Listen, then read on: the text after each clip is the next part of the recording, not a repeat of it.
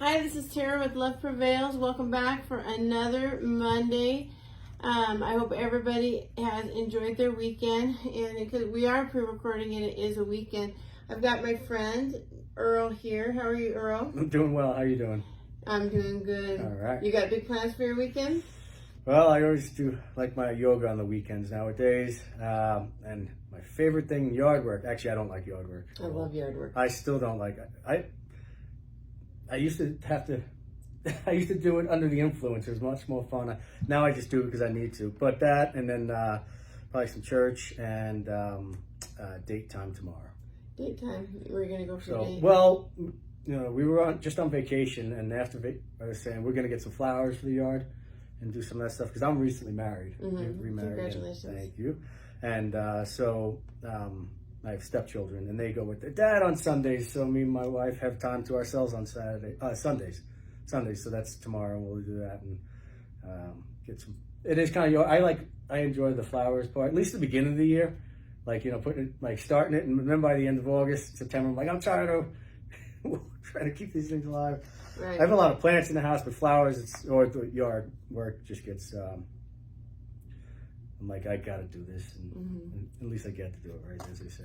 I love my plants. I love my flowers. I don't have a very big yard right now, but I used to garden all the time when I had a bigger yard, and I love doing my yard work. Right now, we just have herb gardens, and we got to figure out what's going on because I think we must have some bugs. Some of them are dying, and what else do we have? Oh, my money tree is dying, so it's got me kind of sad. I have to see what a money tree is. I have to look that up. It's never brought me any money. Yeah. So maybe it's good that it's dying. I don't know. That's what happened. Yeah, it's therapeutic for sure. I enjoy being out. I like the summer times better. You know, of course, the longer days, but yeah, I'm loving all the rain we're getting. Yeah, we've definitely got a lot of rain. Yeah, this weekend. Yeah, we'll see how much more we get, but yeah, it's definitely needed, right? Yeah. So I'm not doing anything this weekend. I am taking it easy because I already had my big thing happen, and I have to recover. But have you ever heard of Adventure Recovery? I don't think I have. Oh my gosh, it is the most amazing group, and I went and met with several of these guys that take people out, and they take people out into to do all these activities. Okay. Well, what we did was we went to Golden and to the Platte River, the river. Have you ever been up there tubing? I have not, actually. There's a lot of things I have not done in Colorado. Oh, well, if you go, I recommend helmets and life vests. You know, so a few years ago, me and my girls went to this same river and nearly drowned. And I don't say that lightly. We literally nearly drowned. And it was not deep water, but it was so fast. It's faster than it looks. And then 2 weeks later, in this exact same spot, a mom drowned doing the same thing I was doing. And so that was really scary. Well, so I already had some anxiety. But, yeah, I can see why. And the river was way higher, much deeper. In fact, there's no tubing right now because it's so dangerous. We were doing some body surfing. And I'm not a very good swimmer. Plus, I was already kind of unsure about all this. But I was with the guys that run this. They are professional whitewater rescuers, and they're all in sobriety. And so, cool. and so there were several of them. So they were working with everybody that was there. Well, it was my turn to get in the water, and it looked so much fun for everybody else. And everybody else is just going down here. It just looked like so much fun. Well, I was definitely wanting to try this. So I finally got in. The water was so cold. It literally, it just takes your breath away. Yeah. And we were in wetsuits and stuff, but I got in and I psyched myself up, and then here I go. I jump into the rapid. Oh my gosh! Immediately, my helmet came down over my face, and I couldn't see anything. And I started panicking immediately. And so the water was so deep, so fast that they said that it was equivalent to 600 basketballs hitting you every minute. That's the equivalency is basketballs? Yeah. So that's how much water there was. It was so fast. Plus it was raining. And so I shoot down this river, and it was not graceful. It was, I went into a sheer panic, and I couldn't grab the rope, because they throw the rope out there to stop you and pull you to safety. Right. I couldn't see anything, so I couldn't grab the rope. I don't know how far I got, but it was a long ways. And these two rescuers had to jump in after me and come get me. And all I knew, because I couldn't see much, is that they jumped in and they had a hold of my vest, and then eventually got to the side. But we were so far down that there was no bank to crawl up on. And so we had to, on our hands and knees, crawl up a very narrow incline, and then we had to scale a wall. But it was quite an experience. But I'm so sore. My body's sore. I'm bruised everywhere, and I got a swollen eye. Oh, okay. I see a little bit now. Yeah. I had a black eye, everything. It was awful. But now I'm just, I gotta recover. Well, makes for a good story too, and then definitely, I would take it easy probably. Yeah. For something like that too. But I'm telling you, it was the most incredible experience. It was, I'm on this emotional high over this thing. It was an incredible experience. I would recommend it to anybody. It was awesome. Yeah, when we were down in Buena Vista area, there's a lot of whitewater rafting down there. I've never done that, but It's beautiful. it's something we talked about when the kids get a little older. We'll probably try to do that. Yeah. But it's definitely something I'd like to try. Well, as long as they're 50 pounds, Yeah. there's less dangerous. Yeah. I used to take my girls when they were little all the time. Yeah, they're 6 and 8 right now. Yeah, I take my girls. As long as they're 50 pounds, they're not going to take them on those rapids, those crazy rapids. There's easy ones that they can go on that are safe. But it's a ton of fun. Yeah. Yeah. It'll get done one of these days. Yeah. I'm sure. Well, I'm glad that you agreed to do this, and Thanks I've for been asking. looking forward to hearing your story. And what I'm doing with my business is I'm reaching out to people that are either watching their loved ones struggle with addiction, or they are struggling themselves. They're not sure about it. And with Love Prevails, we're offering intervention support services and peer support services to work with those people. Our goal is to get people into treatment and to work with those families, and just to help the people that are struggling right now. And so I've been really looking forward to hearing your story. I've heard your story a couple of times, and it's a very, very good story. And so I'm hoping that you'll tell us, what brought you into sobriety. Well, for me, it was basically I was just done. Like it was, just couldn't live the way I was living anymore. It was every day. It was just a vicious cycle for me. Every day I'd wake up nauseous. I was nauseous all the time, and like sweating. Like I'd be trying to put my sneakers on, getting ready to go out or work or whatever, and like I'd be sweating like after my shower in the morning, and I was like nauseous to the point where I couldn't eat very much. I almost had to force myself to eat, right? So, and then the only thing that made me feel better was drinking again. And I was a daily pot smoker too, so I'd have to take that, but just help me eat.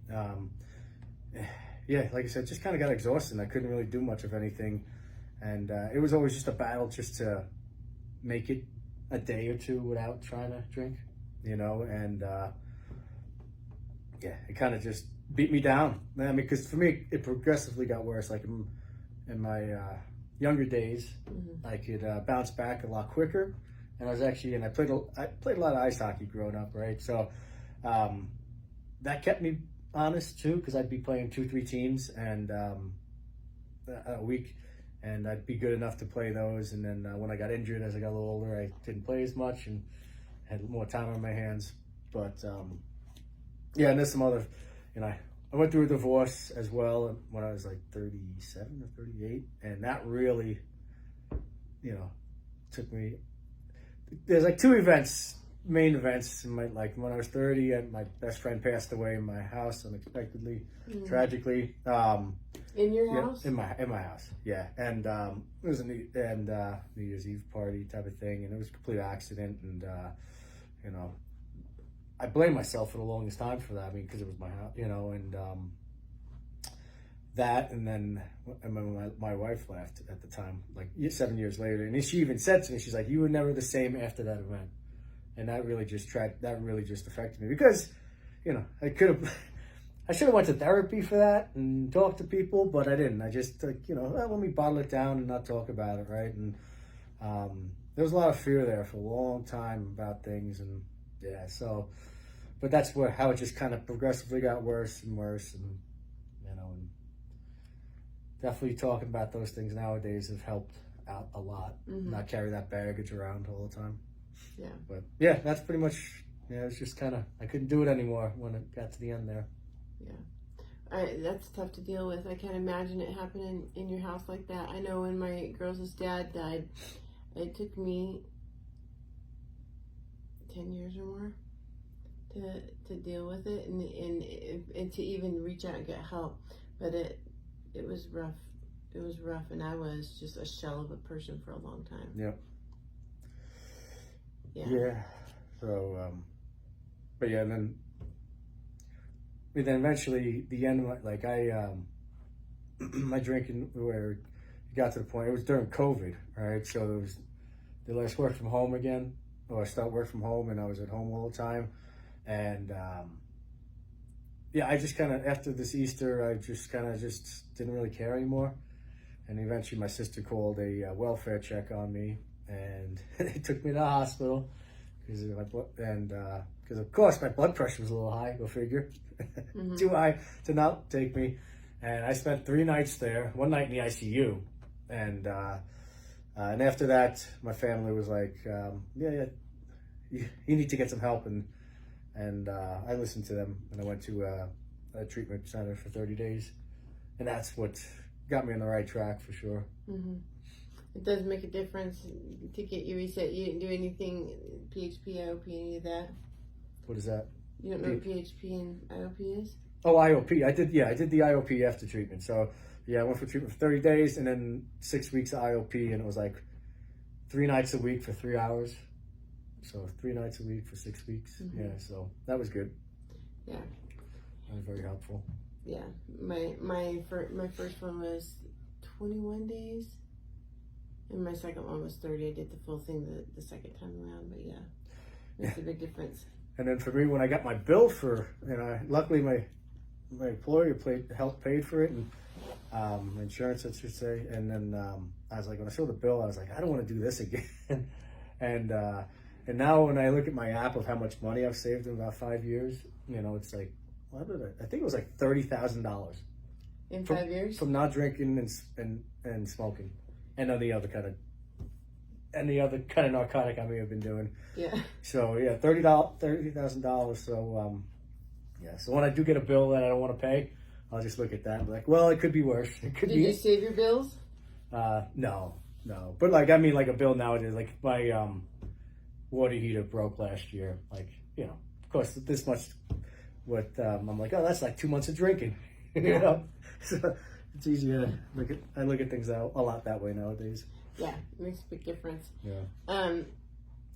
So did you eventually get therapy and were able to come to terms with all that? Yeah, therapy has been good. Yeah, just being open about things and being vulnerable. Man, I mean that's something. The benefit of that for me to be just vulnerable, like just doing it, even saying this right here. I mean that's not easy. Like, but I realize how much it actually helps me, right? Instead of just kind of holding it in, and then professionals, they know what they're doing, right? And, there's a couple ladies in my counselor in rehab. She was really smart. Like I really looked up to her and just basically listened to what she kind of told me, and that helped a lot too. And but getting those things and learning a lot more about myself and admitting when I'm wrong and those type of things. And what I like about this, and you mentioned being vulnerable and how it helps you, but you remember how you felt before you were able to start talking about stuff that nobody understood you and you were alone, or at least that's how I felt. And there's a lot of people out there that feel like that about their own lives, and for them to hear somebody talk about what they went through, they know that they're not alone, and there's people out there that do understand and that have been through the similar thing. Yeah, and I think that, like, you know, I'm a Gen Xer, right? So, and I think, you know, part of that, I don't always like to group generations, but I think that the way I grew up, it was also, you know, we kind of don't really, you know, therapy. You don't do therapy. You don't need therapy. Makes you weak. Yeah, exactly, right? So, and that's a part of the, oh, I'm not going to do that, you know, and I feel like now, and I think like nowadays there's more stuff out there that it's more open now, right? Or like, you know what I mean? Like, to do it, right? Versus where, the way I grew up at least. And, you know, so now that, if I could tell someone younger, just go get some help. You know, if I did that when I was a lot younger, I might not have been in the situation I am now, but that's just my path, right?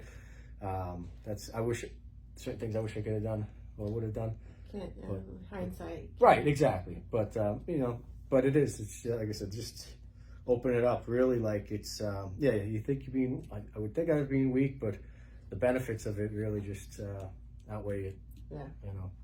My dad being a pastor, and I struggled with mental health from the time I was pretty little, just depression. Yep. But my dad, as a pastor, if you didn't get it in the church, then it wasn't of God, it was of the devil. And so therapy was of the devil, and so I never felt comfortable. And so years I felt like, oh, that's evil, I can't go to therapy. And then when I finally realized that I can't live like this, right, then I realized this is not that. It's not the devil. And so it was really hard for me to be able to do that, because you get these things put in your head, and they don't ever leave. It takes a lot for them to leave. Yes, exactly, yeah.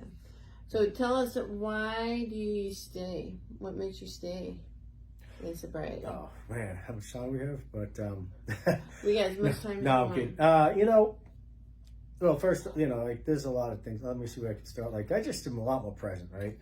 I enjoy the little things a lot more, and I'll say it, like I feel like I missed out on a lot of things in my days, right? I wish I took care of myself the way I do now. Like I exercise a lot more, and I'm in better shape now than I was in my 20s. I was always decent shape, but like I was like, man, if I could have played hockey this way when I was in my 20s, you know, like in the way I am now, it would have been a lot easier than trying to play hungover all the time. Right. You know, like I said, I got remarried, right? And my wife, she's only known me as in sober, in recovery, right? And the cool thing is I've been able to be myself the whole time with her. Like I've always been the same person, right? There was no like, I have to pretend to be somebody different for her to like me or whatever. So when we got married, like I knew that everything I've been put out there of myself was my true self, right? And there was, so she knew what she was getting into, right? Mm-hmm. So, you know, and now being I never really wanted children, and now being like, that gives me a little more purpose, right? Like, you know, doing things with them, for instance, and my own family as well. We're pretty close, my own family, and then, you know, I got a nephew who, when I was, and he's 7 now, but, so he was 2 at the end of my drink, and he was like scared of me. You know, just because of the way I look, I'd get, and now he loves me. You know, I appreciate a lot more of the little things. Like I said, just in nature in general, right? Mm-hmm. And the sunrise, sunset, and I can see that going off on your phone there too. Can you see it? But no, yeah. So there's a lot of things, I guess, and the fact that food tastes better for me now, because like I said, I was always nauseous. I couldn't really eat anything. Now, I think at first, like I'll look at the dessert menus a lot when I go out to places, because I wasn't really, my desserts when I was in the past was like, oh, what, Sambuca, or what kind of Irish coffee they got, you know, and now it's more of, they got, whatever, banana, this dessert, and so there's a lot of things, I guess, so it keeps me sober, and I don't want to let anybody down, and like I've felt also like it's gotten the more I get away from it, it's a little bit easier, I think. Like, I went on vacation last week. And my wife's a normie who drinks, you know, but she'll have just a couple of drinks, and it doesn't even bother me really to be around it, you know. And I think all those things just take time. Like, there's always the first. Like, the first time I went on vacation was a little tougher, but now it's easier. And yeah, just not having a hangover. Holy cow! And remembering the whole vacation. Holy cow! Yeah, I didn't realize. Well, it took me a long time to realize that I had a problem, but I would go to work. I would be so sick, getting up and going to work in the morning, and I'd be shaking, and I had no idea. I had no idea that I was in withdrawal. I just thought, well, drink a little too much, just normal. And it took me a long time to realize that that's not very normal. Yeah, I remember this trip now that I took with my brother and my mom. We went, like, I don't know, 7-8 years ago. We went skiing, and you know, it's kind of, obviously I was drinking enough, but we went skiing the first day, and then we went out to dinner and had some drinks and drank back at the room, the condo we were at. And then the next day I'm on the slopes, I'm like, I'm not feeling well. And I was getting sick. I was like throwing up.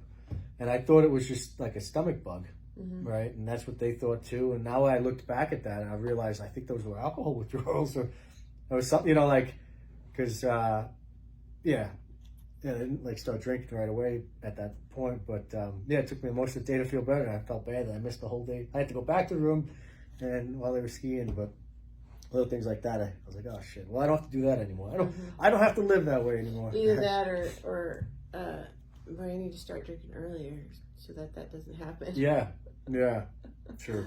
Stupid stuff. Yeah, it's crazy what the mind will do, and the body wants when you're in the addiction, right? Yeah. Well, I really appreciate you coming and sharing your story with us, and I know it's going to help other people. And if you or somebody you know are struggling with addiction, please reach out to me. Love an opportunity to chat. Please like, share, follow, comment on these videos every Monday at 3:30. If you have a story you'd like to share, please reach out to me. If you'd like to talk, please reach out to me.